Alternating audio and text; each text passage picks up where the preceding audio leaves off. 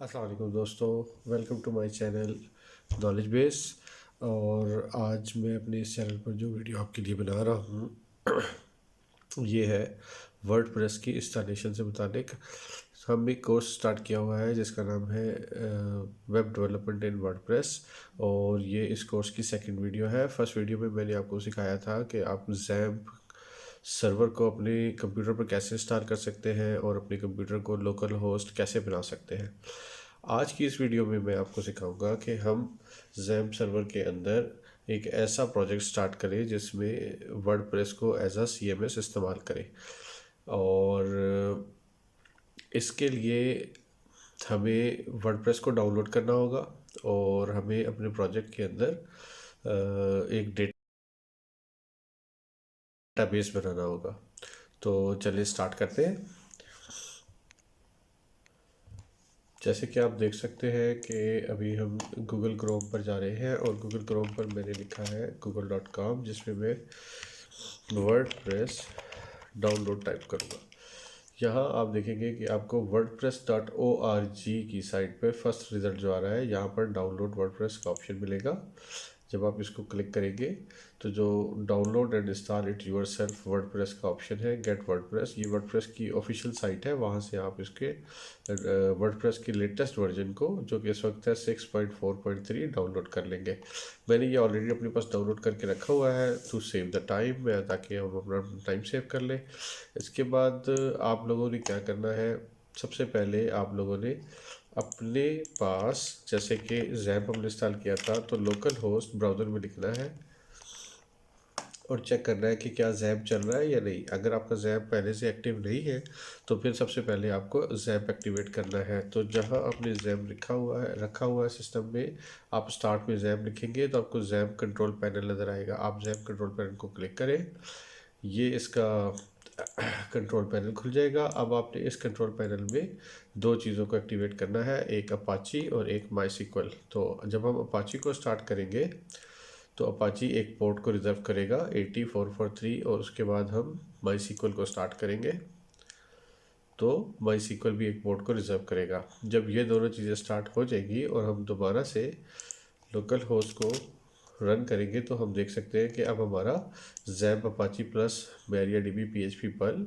Start हो चुका है और यहाँ भी नज़र आ रहा है। लास्ट टाइम हमने एक टेस्ट प्रोजेक्ट बनाया था, तो मैं उसको दोबारा खोल के देखता हूँ क्या वो अभी भी है चल रहा। यस, यू कैन सी हमने एक हेलो वर्ल्ड का प्रोजेक्ट बनाया था PHP में, जो कि यहाँ पर अभी ओपन हो रहा है।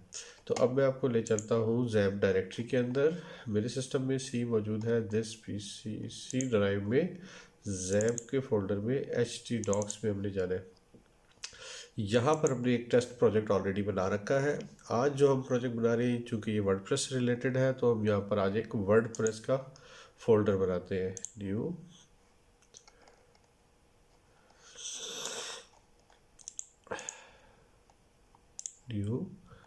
फोल्डर वर्डप्रेस ऑलरेडी मौजूद है। अब देखते हैं कि हमारे पास वर्डप्रेस का फोल्डर ऑलरेडी मौजूद है, जिसके अंदर मैंने वर्डप्रेस फाइल्स को ऑलरेडी एक्सट्रैक्ट कर रखा है। मैं आपको शुरू से ये करके दिखा देता हूँ।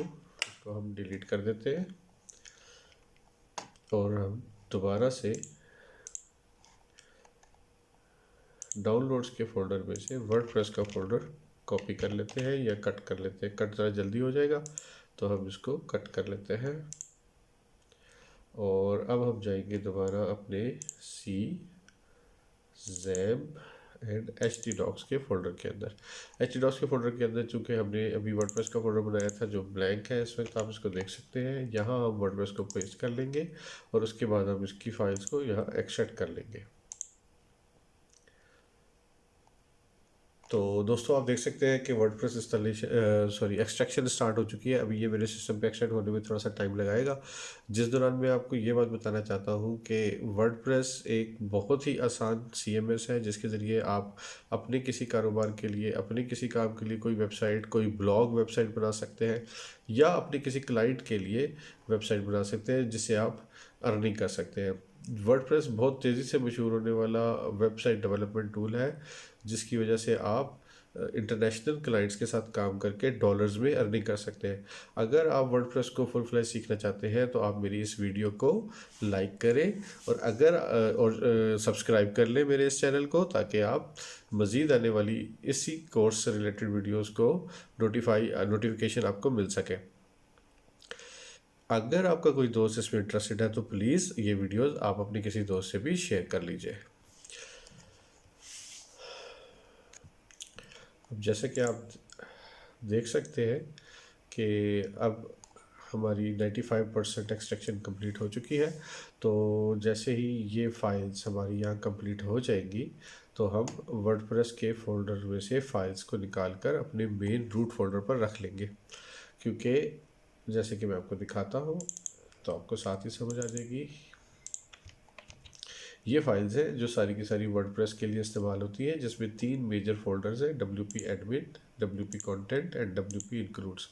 अब मैं इन सबको सिलेक्ट करता हूँ और कंट्रोल X, हम इसको यहाँ से बाहर निकाल लेते हैं और मेन वर्डप्रेस के फोल्डर में रख लेते हैं। अब ये जो 2 एक्स्ट्रा फोल्डर्स आपको नज़र आ रहे हैं, WordPress 6.43, this one and this one, इन दोनों को हम डिलीट कर देते हैं, इनकी ज़रूरत नहीं है। सिर्फ वो फाइल्स जो वर्डप्रेस की जिप फोल्डर के अंदर मौजूद थी, हमने सिर्फ वो यहाँ रूट पे रखनी है। ये वर्डप्रेस का जो नाम है ये मैंने रखा है, प्रोजेक्ट नेम है, ये कोई फिक्स नहीं है। आप इसका अपनी मर्ज़ी से कोई भी प्रोजेक्ट नेम रख सकते हैं। जो प्रोजेक्ट आप बना रहे हैं, लाइक आप किसी बेकरी की वेबसाइट बना रहे हैं, कोई एजुकेशनल वेबसाइट बना रहे हैं, कोई ब्लॉग साइट बना रहे हैं, तो उसका जो नाम है आप इस प्रोजेक्ट को, इस फोल्डर को वो नेम दे सकते हैं।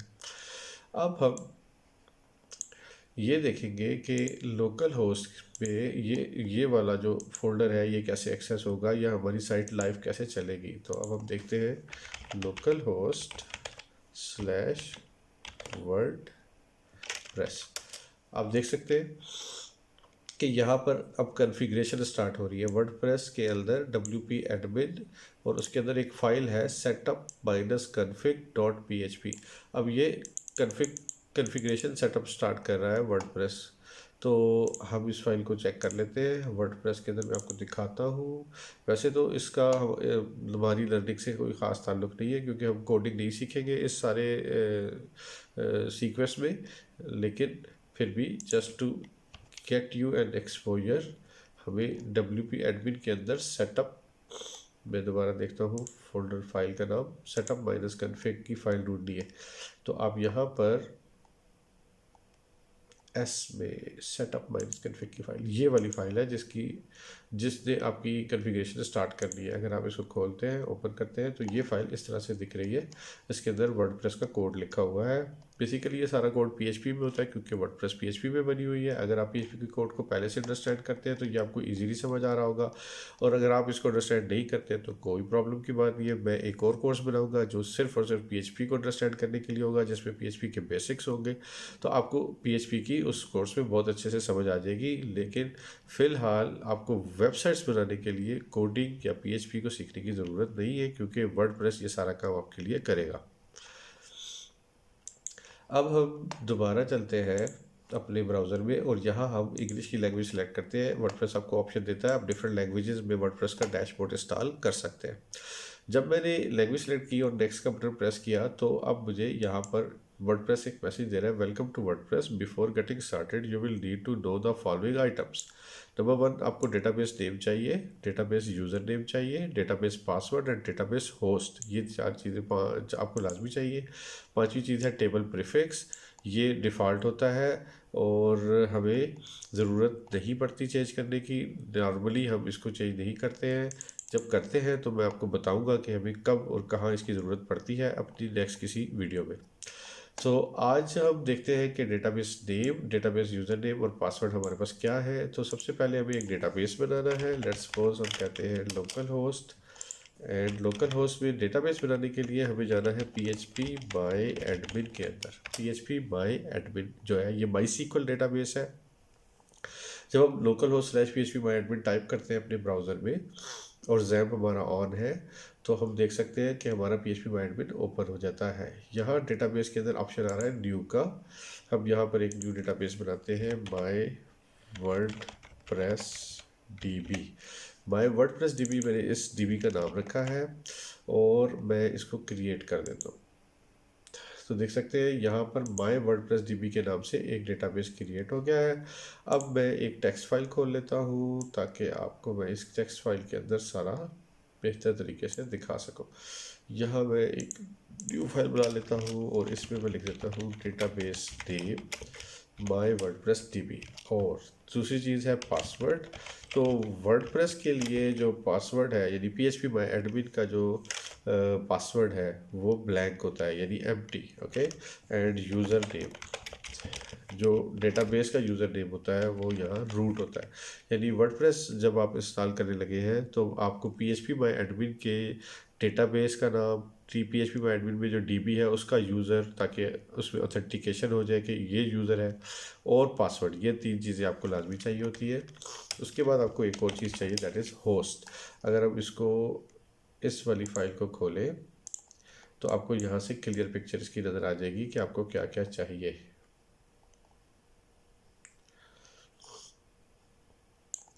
आप देख सकते हैं इसमें डेटाबेस पासवर्ड है और डेटाबेस होस्ट है चौथी चीज़। सो लोकल होस्ट क्यों होता है? बेसिकली जिस कंप्यूटर में आपका वेब फाइल्स मौजूद है और उसी कंप्यूटर में, उसी सर्वर में आपकी डेटाबेस मौजूद है, तो आप database host as local host use करते हैं। सम टाइम वैसे नॉर्मली ऐसा ही होता है कि एक ही सर्वर के अंदर डेटाबेस भी रखा जाता है और वेबसाइट की फाइल्स भी रखी जाती है। सम टाइम ऐसा होगा जैसे आपके पास है एक सर्वर ए, एक है सर्वर बी। आप सर्वर ए के अंदर अपनी वर्डप्रेस इंस्टॉल करते हैं और जो डेटाबेस है वो सर्वर बी में है ऑलरेडी, या किसी क्लाइंट का जब आप काम कर रहे हैं तो उसका सिनेरियो कुछ इस तरह का है। तो आपको उस वक्त यहाँ लोकल होस्ट नहीं लिखना होता, बल्कि यहाँ पर आपने उस होस्ट का नेम देना होता है जिस होस्ट पर डेटाबेस आपका मौजूद है। अदरवाइज यहाँ लोकल होस्ट रखते हैं। ये चूँकि हम लोकल होस्ट पे वर्डप्रेस इंस्टॉलेशन सीख रहे हैं, इसलिए हम यहाँ यूज़र नेम रूट जो कि लोकल होस्ट पे डिफ़ॉल्ट यूज़र है और पासवर्ड एम्प्टी यूज़ कर रहे हैं। अदरवाइज़ जब आप सर्वर पे काम करते हैं तो वहाँ पर आपको स्पेशली डेटाबेस यूज़र बनाना पड़ता है, उसको प्रिविलेजेस देने होते हैं और उन प्रिविलेजेस के साथ अपनी वही डिटेल्स यहाँ पर अपने वर्डप्रेस की फाइल्स में यूज़ करनी होती है। तो अब हमारे पास ये सारी डिटेल्स मौजूद है, तो अब हम यहाँ से आगे चलते हैं। लोकल होस्ट स्लैश वर्डप्रेस और इंग्लिश लैंग्वेज को सिलेक्ट करने के बाद ये 4 चीज़ें जो मैंने अभी आपको दिखाई ये यहाँ रखनी है। इसमें डेटाबेस नेम हमने अभी जो रखा था वो है WordPress, my WordPress dB. User name जो है वो रखना है आपको रूट।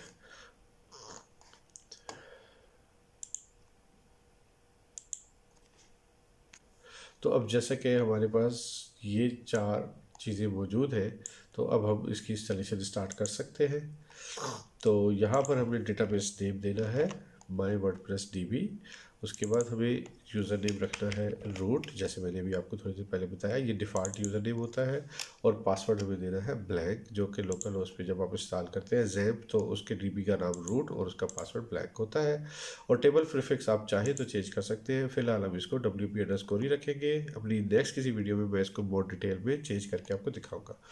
ओके, अब जब ये हम सबमिट का बटन प्रेस करते हैं, जब हम सबमिट का बटन प्रेस करते हैं तो वर्डप्रेस हमें मैसेज देता है, all right Sparky, you have made it through this part of the installation. WordPress can now communicate with your database. If you are ready, time now to run the installation. तो अब हमारी installation start होगी। During the installation WordPress आपसे पूछेगा कि आपके पास site जो आपने बनानी है उसका नाम है या उसका टाइटल है, या आप बाद में लेटर ऑन चेंज भी कर सकते हैं। लेकिन लेट्स सपोज हमें इसका नाम, हमें अपनी साइट का नाम रखना है अल्फा इंजीनियरिंग। लेट्स सपोज हम इसका ये नाम रख लेते हैं। यूज़र और पासवर्ड, ये यूज़र नेम और पासवर्ड डिफरेंट है जो इससे पहले यूज़र नेम और पासवर्ड था उससे। वो था डेटाबेस का यूज़र और उसका पासवर्ड जो था रूट और ब्लैंक। ये है आपके वर्डप्रेस डैशबोर्ड का यूज़र और पासवर्ड। तो वर्डप्रेस डैशबोर्ड के लिए हम नॉर्मली एडमिन यूज़ करते हैं। सिक्योरिटी रीज़न से चूँकि एडमिन बहुत ही कॉमनली यूजेबल वर्ड है, तो हम एडमिन _ अल्फ़ा रख सकते हैं, अल्फ़ा जेनेरिक रख सकते हैं, डिफरेंट कर सकते हैं, जो आपको सूट करता है आप इसका यूज़र नेम यहाँ सेलेक्ट कर सकते हैं। यहाँ ऑटो जनरेटेड एक पासवर्ड आ रहा है, आप ये चाहे यही रख लें, लेकिन कहानी इसको लाजमी सेव कर लें। अगर आपने इसको सेव नहीं किया तो आप डैशबोर्ड के अंदर दाखिल नहीं हो सकेंगे। फिर मैं आपको एक तरीका सिखाऊंगा जिसके ज़रिए हम एडमिन का पासवर्ड भी बाद में चेंज कर सकते हैं, लेकिन फ़िलहाल हम इसका एक नोन पासवर्ड रख लेते हैं। लेट्स सपोज admin@123 हमने इसका पासवर्ड रख लिया है। अगर ये वीक पासवर्ड है तो आपसे पूछेगा कंफर्म करने के लिए। चूँकि हम साइट लोकल होस्ट पे बना रहे हैं तो ये अभी इस वक्त इसको इतने प्रॉब्लम्स नहीं होंगे, क्योंकि ये पब्लिकली एक्सेसिबल साइट नहीं होगी। इसके अलावा आपको एक ईमेल देना है। हर यूज़र जो चाहे वो एडमिन हो, चाहे सब्सक्राइबर हो, एडिटर हो, जो भी हो वर्डप्रेस पे, उस यूज़र को एक ईमेल होना चाहिए, उसका ईमेल असाइन होगा। उसके बाद हम इसको विजिबिलिटी रन करते हैं, सर्च इंजन के साथ इसकी विजिबिलिटी रन हो जाती है। इसके बाद हम इंस्टॉल वर्डप्रेस का बटन क्लिक कर देते हैं।